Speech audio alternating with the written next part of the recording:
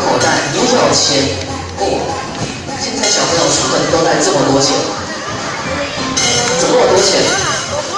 好吃就是有小朋友。哇塞，越来越多，越来越多。来摸摸看还有没有？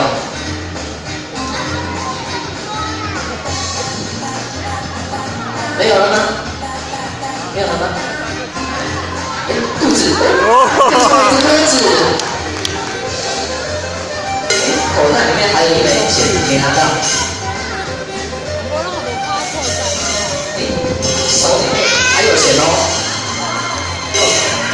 哇，原来弟弟习惯把钱塞在鼻孔里面。